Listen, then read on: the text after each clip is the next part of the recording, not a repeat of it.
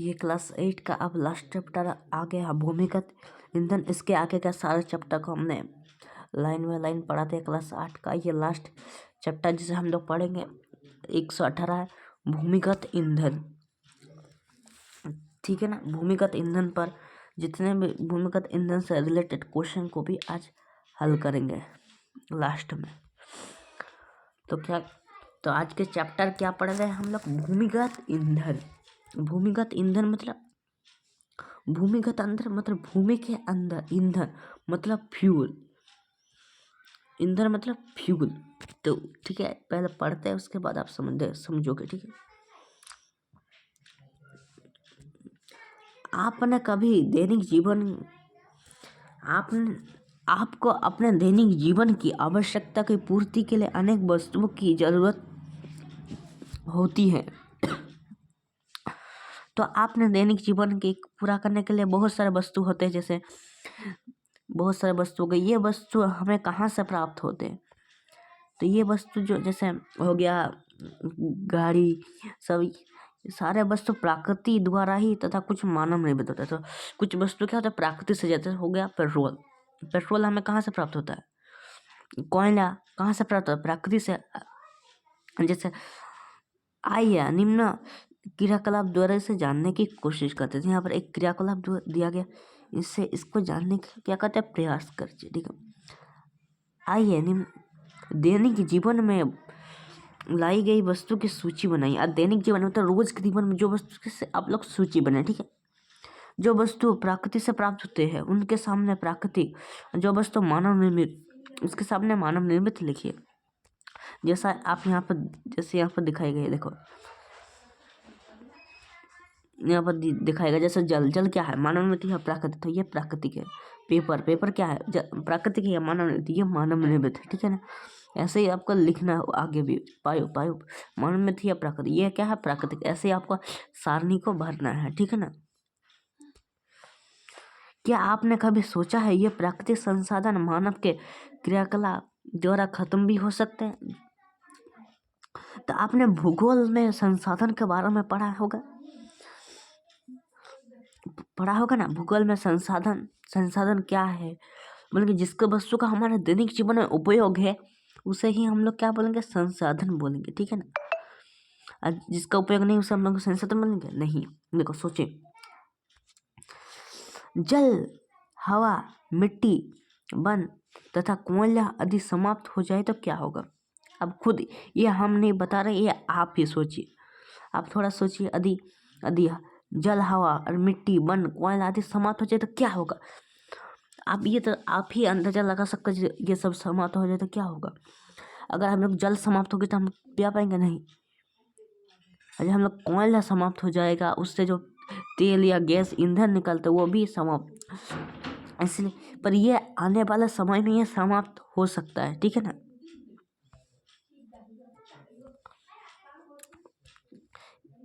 हम ये प्रकृति में उपलब्ध संसाधनों की दृष्टि से दो वर्गों में बांट सकते। तो प्रकृति में वस्तु को हम लोग क्या कौन से वर्ग में बांट सकते? दो वर्ग में। तो वो दो वर्ग कौन से हैं?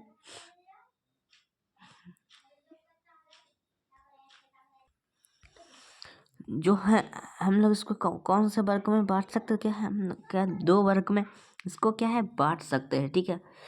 तो प्राकृतिक संसाधन को हम लोग दो वर्ग कौन कौन से उसके दो वर्ग, ये देखो। अब यहाँ से अब इसके दो वर्ग है। ठीक है। एक है प्राकृतिक संसाधन, दो वर्ग के होते हैं। अक्षय प्राकृतिक संसाधन, अक्षय समाप्त वाला प्राकृतिक संसाधन। अक्षय मतलब जो संसाधन समाप्त नहीं होते, और एक कहता है अक्षय मतलब जो संसाधन समाप्त हो जाएगी। इसे आप लोग सिंपल भाषा में समझ सकते हो। मतलब जो ये समाप्त हो जाए, ठीक है ना, जो समाप्त नहीं होगा। ठीक है। इन दोनों को जो है पर यू नोट कर लीजिए। जिस नहीं तो ये क्वेश्चन की भी ये क्वेश्चन की भी तरफ से आ सकता है ना। ठीक है। अब देखो, अब ये देखो, अक्षय प्राकृतिक संसाधन। अक्षय मतलब जो संसाधन क्षय नहीं, मतलब उसका मतलब ये संसाधन जो प्रकृति में असीमित, मतलब उसका कोई सीमित नहीं है। आप बोलो कि आप कुछ उदाहरण नहीं, जैसे जल, जल क्या है, प्रकृति में सीमित है। ये मानव क्रियाकलाप के कभी समाप्त मतलब होगा, जैसे सूर्य का प्रकाश, इसे हम जितना यूज़ करेंगे कितना समाप्त नहीं होगा, वायु जितना यूज़ करके समाप्त नहीं होगा। अच्छा, समाप्त वाले प्राकृतिक संसाधन है, पर इसको तुम जितना भी यूज़ करोगे वो क्या होगा, समाप्त नहीं होगा। इससे क्या कहते हैं, इसको इसे हम लोग कहेंगे अक्षय संसाधन, ठीक है ना। अब देखो, क्षय समाप्त होने वाले संसाधन। अब देखो, क्षय क्षय जो समाप्त हो जाता है, ठीक है, क्षय जो समाप्त होने वाला, प्रकृति में इन स्रोतों की मात्रा सीमित होती है। जो प्रकृति में है इन सब स्रोतों की जो मात्रा है वो सीमित होती है, मतलब ये कुछ देर के बाद ये समाप्त हो जाएगा, ठीक है।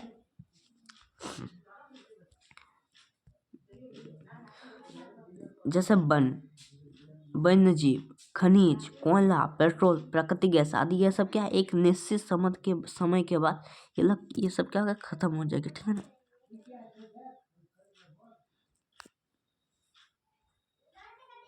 अब देखो,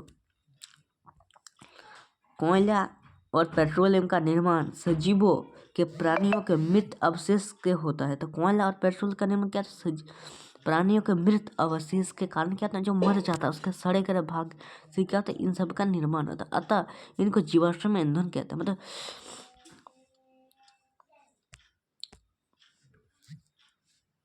मतलब जो सड़े गले पदार्थ से होता है उसको क्या कहते हैं, हम जो जानवर रखते हैं उसको हम लोग जीवाश्म ईंधन कहेंगे, ठीक है ना। याद, इसको क्वेश्चन की तरफ याद रख लेना, ठीक है।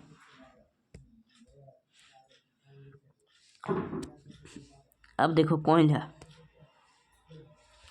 क्या आपने कोयला को देखा है, ये कैसा होता है। तो आपने कोयला को देखा होगा कभी, कोयला कैसा होता है। कोयला क्या है, कोयला काला रंग का ठोस ईंधन है। इसका उपयोग ईंधन के रूप में धंधों में किया जाता है। तो ये क्या है, काले रंग का एक अवशेष है। कोयला क्या है, तो कोयला काला रंग का एक अवशेष है, ठीक है। इसे ईंधन के रूप में, मतलब इसे इसे खाना बनाने या इसके लिए ईंधन के रूप में इसको क्या करते हैं, यूज करते हैं, ठीक है ना।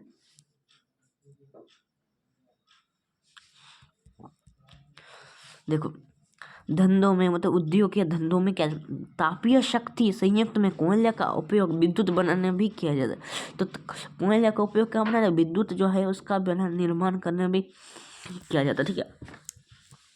आप जानते हैं कि कोयला जमीन के अंदर खोद कर निकाला जाता है। तो जानते हो जमीन कहाँ से, कोयला कहाँ से, जमीन के अंदर जो है खोद कर कोयला का क्या निकाल। परंतु आप यह सोचे कि जमीन के अंदर यह कोयला कैसे बनता है। आपने कभी सोचा है कि जो जमीन के अंदर जो कोयला है वो कैसे बनता है, उसका कोई निर्माण करता है या वो कैसे बनता है, वो खुद ब खुद, ठीक है। अब हम पढ़ेंगे कोयले की कहानी, कोयले की कहानी, स्टोरी ऑफ कोयला। तो कोयले की कैसी कहानी है उसके बारे में देखो। कोयले का निर्माण, कोयले का निर्माण धीमी प्रक्रिया है। इसे लगभग 300 मिलियन मतलब 30 करोड़ वर्ष पृथ्वी, तो ये भी क्वेश्चन याद कर लो, जितने भी मैं क्वेश्चन बताऊंगा उसको याद जरूर। तो क्वेश्चन आ सकता, कितने साल लगते हैं कोयला, तो वो होगा 30 मिलियन। तो कितने साल लगते हैं, कितने साल लगते हैं, 30 मिलियन साल लगते। तो जो क्वेश्चन है याद रखना, ठीक है। 30 मिलियन मतलब 30 करोड़ वर्ष पूर्व पृथ्वी के नीचे जलीय क्षेत्र में घन वन थे। जब मतलब 30 बिलियन वर्ष पूर्व मतलब 30 करोड़ वर्ष पूर्व, मतलब हम यहाँ मतलब इसके 30 वर्ष पूर्व नीचे क्या था, पृथ्वी के नीचे जलीय क्षेत्र में घने वन, पृथ्वी के क्या नीचे क्या था, वन थे, जिससे क्या होगा, आज कोयले का निर्माण हो गया, ठीक है ना।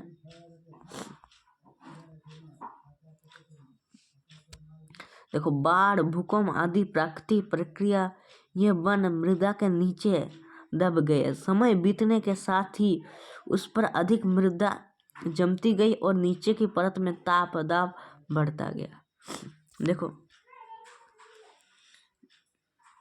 यहाँ पर कहता क्या कि बाढ़ मतलब जो, बाढ़ मतलब जो, और भूकंप जो पृथ्वी के अंदर क्या होता था, प्राकृतिक चरणों के कारण ये वन में मृदा के नीचे क्या क्या, मतलब देखो, मान लिया क्या यहाँ पर क्या यहाँ पर बहुत सारा पेड़ है, मतलब यहाँ बहुत सारा पेड़ है और ये क्या भूकंप होगी यहाँ पर, तो पेड़ क्या है नीचे दब के, पेड़ को क्या नीचे दब के, नीचे के दब कर उसका क्या हो गया, मतलब कुछ काला टाइप का हो गया, ठीक है।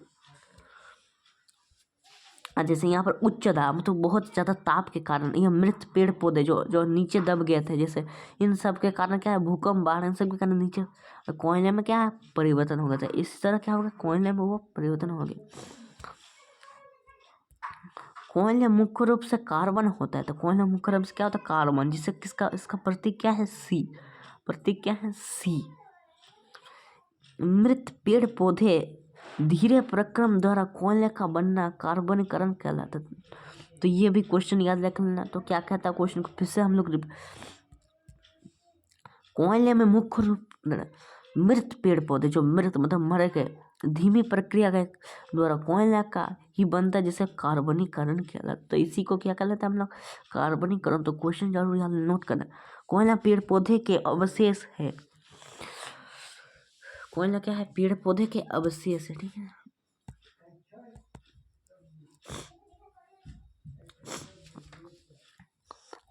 अतः कोयला को जीवाश्म ईंधन भी, तो कोयला कौन सा ईंधन है जीवाश्म ईंधन। तो आप चाहे तो नोट कर लीजिए, ये बहुत इंपॉर्टेंट क्वेश्चन है। आपने देखा होगा कि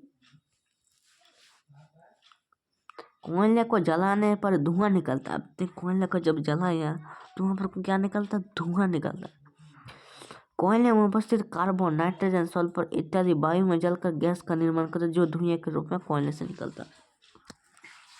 तो कोयले का यहाँ पर बोल रहे कोयले क्या है कार्बन सी, कार्बन है, नाइट्रोजन एन भी है क्या कोयला भी, सल्फुरी इत्यादि वायु में जलकर क्या करते गैस का निर्माण करते। आप लोग बोल रहे कोयला, कोयला में इतनी सारी गैस रहती है, ठीक है, जो धुएं के रूप में कोयले से निकलती, जो क्या धुएं से निकल जो है कोयले से, ये सब गैस से क्या कोयले के अंदर भरी होती, जो धुएं के रूप में क्या बाहर निकलती।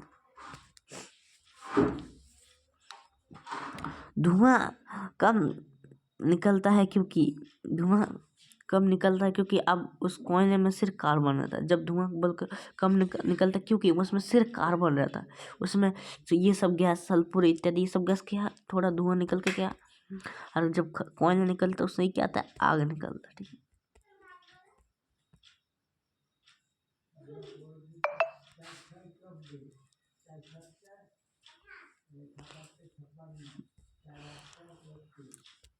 धुआं निकलता है क्योंकि अब उस कोयले में सिर्फ कार्बन ही रहता, ठीक है। यहाँ पर देखो, यहाँ पर एक फिगर दिया गया है, यहाँ पर कोयले का खदान, कोयले का खदान रामगढ़। तो झारखंड में कोयले का खदान ये रामगढ़ में है, याद रख सकते हैं। हाँ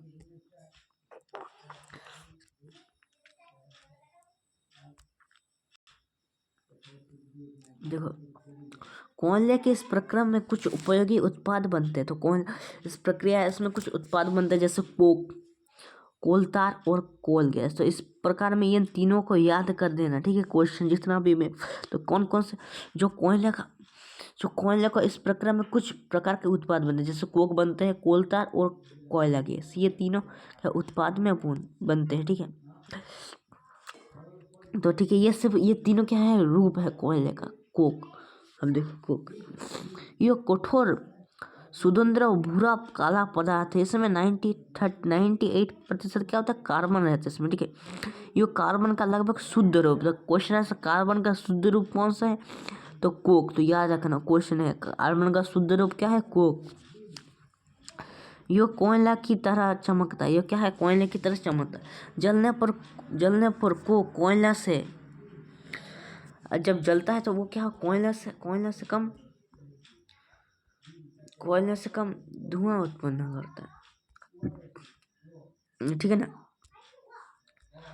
तो क्या है, तो देखो फिर से एक बार पढ़ लेते हैं। हम बात कर रहे हैं कोक का, ये क्या है इसमें 98% क्या रहता है कार्बन रहता है। ये कार्बन का शुद्ध रूप है। ये कोयले की तरह चमकता है, जलने पर क्या है कोयले से कम धुआं निकलता है। कोयले से कम क्या कोक में क्या निकल धुआं, कोयले में ज़्यादा धुआं निकलता है, जो कोक है उसमें से कम, क्योंकि इसमें ज़्यादा कार्बन रहता है, ठीक है ना।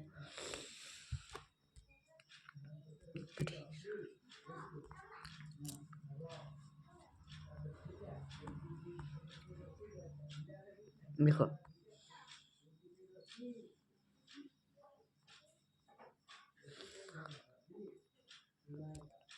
धुआं उत्पन्न करता है। इसका उपयोग इस्पात के उद्योग, निर्माण, धातुओं का निष्कर्षण में किया जाता है। इसका उपयोग मतलब ज़्यादातर उद्योग क्षेत्र में ही किया जाता है, आप समझ सकते हो। अब देखो कोल तार, पहले क्या पढ़े हमने, अब हम पढ़ेंगे कोल तार में, ठीक है। कोल तार यह एक अप्रिय गंध वाला गाढ़ा द्रव है जिसमें 200 पदार्थों का मिश्रण होता है। इसे कोल तार प्राप्त उत्पादन में दैनिक जीवन में विभिन्न पदार्थों को औद्योगिक निर्माण में किया जाता है। तो अब बात करें हम लोग कोल तार की, ये अप्रिय मतलब बिना बहुत ज़्यादा गंध है। इसमें क्या 200 पदार्थ का मिश्रण होता है। कोल तार में प्राप्त उत्पादनों का दैनिक जीवन में काम आने वाला विभिन्न पदार्थ के उद्योग जैसे किया जाता है, जैसे संश्लेषित रंग करने में, औषधीय, विस्फोट, सुगंध, प्लास्टिक, पेंट, फोटोग्राम इत्यादि करने में क्या जाता है, इसका क्या सामग्री जैसा छद का निर्माण सामग्री आदि में किसका उपयोग किया जाता है, कोल तार का। तो कोल तार समझ गए ना, कोल तार इसमें ज़्यादातर 200 मिश्रण का होता है, ठीक है।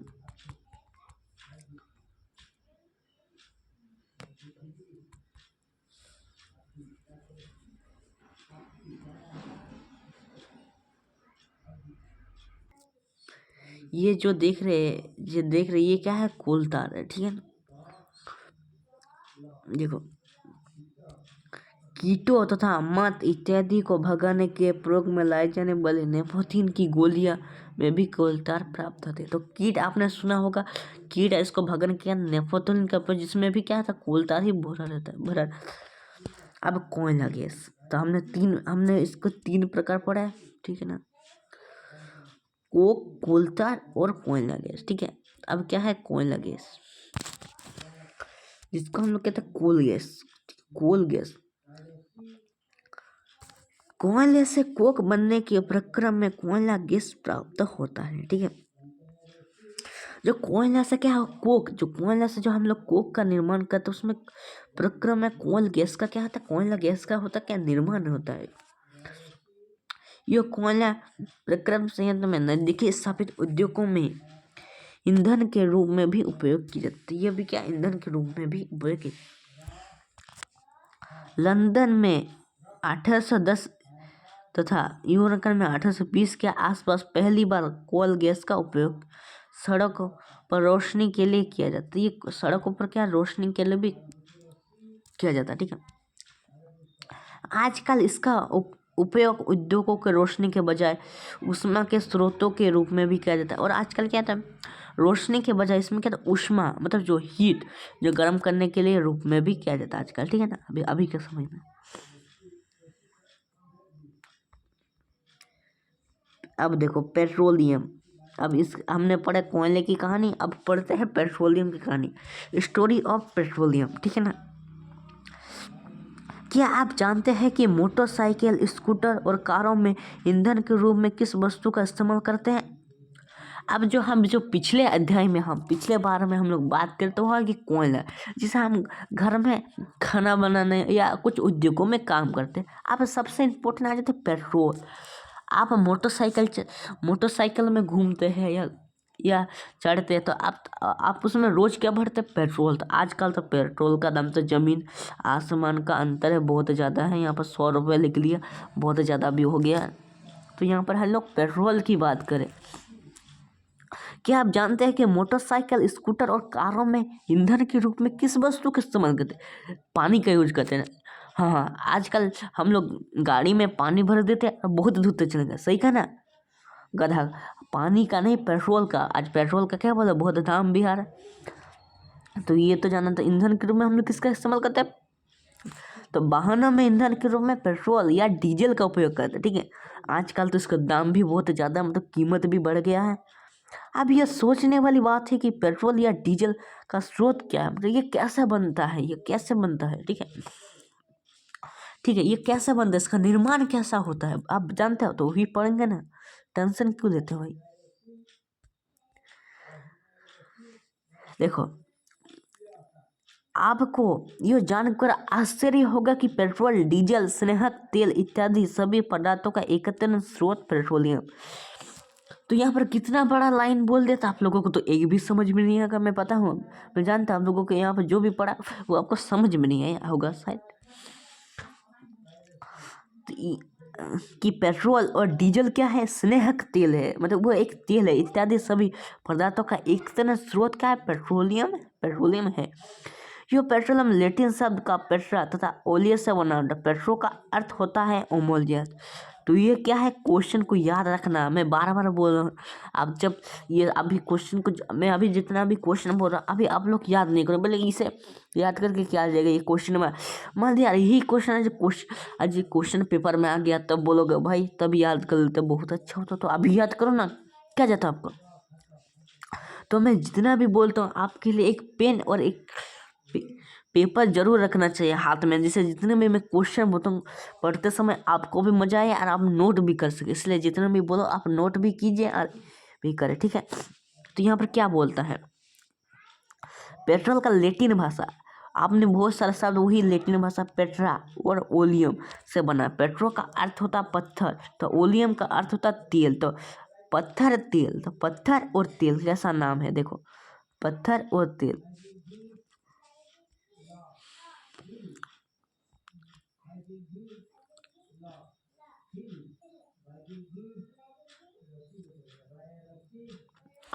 देखो यहाँ पर देखो, पेट्रोल गहरे रंग का गाढ़ा तेलीय द्रव होता था। आपने पेट्रोल तो देखा होगा, आप जब गाड़ी में तेल भरते हैं तो पेट्रोल का नहीं देखा, आप नहीं देखा तो आप देख लीजिएगा पेट्रोल कैसा होता है।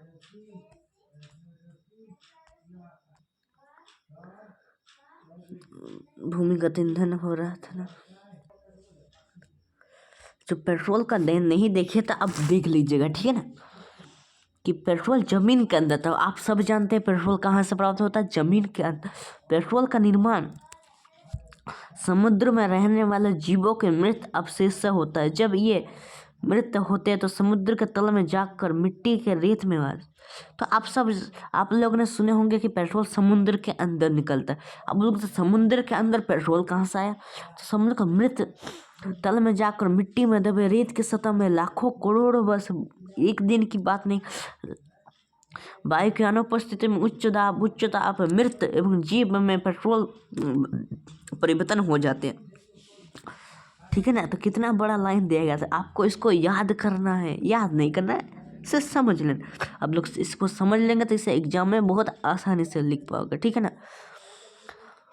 जब ये जीव मृत हो गए, मतलब मान लिया कोई समुद्र के अंदर एक मछली क्या होगा, मर गया, ठीक है, समुद्र के तल में जाकर मर गए। उसके बाद वो क्या, समुद्र के बहुत नीचे चले गए और मिट्टी और रेत के सतह में दब गए, और मिट्टी और रेत के सतह में वो जीव दब गए लाखों करोड़ों वर्ष, एक दिन की बात नहीं है, लाखों करोड़ों वर्ष की बात।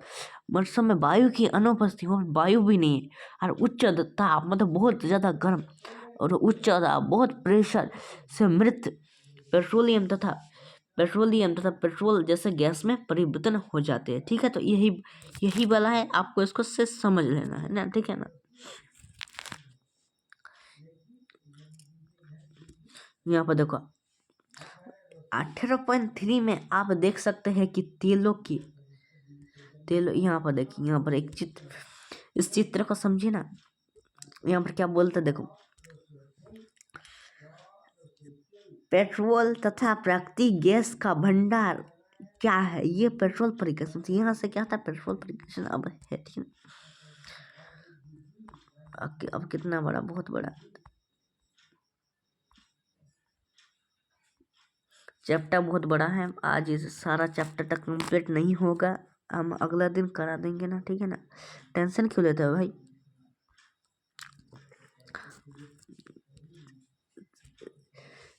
इस वीडियो के जो लास्ट में आपको एक कमेंट कर देना कि, ठीक है ना, भंडार के ऊपर गैस की परत और नीचे जल की परत है। तो आपने जो चित्र है आप उसको आपकी स्क्रीन पर आपको दिखाया जा रहा है, आपने देखा होगा, देखा यहाँ पर जो है क्या है,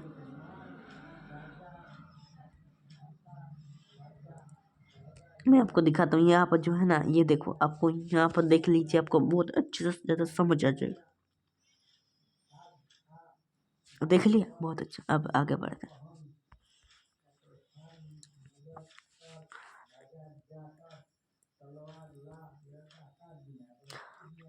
वह जल और मिश्रित नहीं होता। यह जल क्या होता है, मिश्रित नहीं होता। पेट्रोल को जमीन के अंदर से तेल को कुआं में खोद कर निकाला जाता, मतलब यह समुद्र के अंदर जो पेट्रोल उसको जमीन के अंदर क्या मशीनों के द्वारा खोद के निकाल इस कुएं से निकाला जाता है। तेल गहरे रंग का अप्रिय गंध होता है। यह विभिन्न संगठनों जैसे पेट्रोलियम गैस, पेट्रोल, डीजल, स्नेहक तेल, पैराफिन,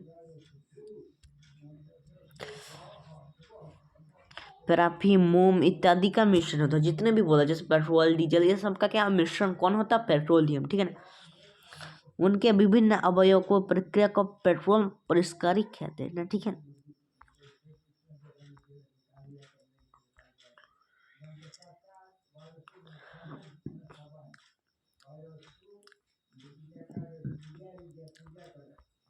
तो आज का चैप्टर यहीं तक के लिए, तो पार्ट 2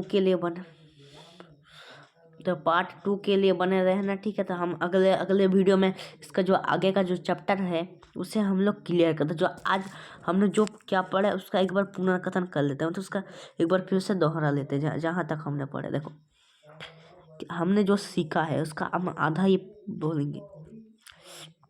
प्रकृति से प्राप्त संसाधन प्रकृति से प्राप्त संसाधन को प्राकृतिक संसाधन कहते हैं। जो प्रकृति से प्राप्त होते हैं उसको हम लोग क्या करें, प्राकृतिक संसाधन, ठीक। प्राकृतिक संसाधन 2 प्रकार के होते हैं, क्षय और अक्षय प्राकृतिक संसाधन, ठीक। तो प्राकृतिक 2 प्रकार के, क्षय और अक्षय, ठीक है। कोयला, पेट्रोलियम तथा प्राकृतिक गैस क्षय होने वाला प्राकृतिक संसाधन जो पौधे तथा जानवरों के अवशेष जमीन के अंदर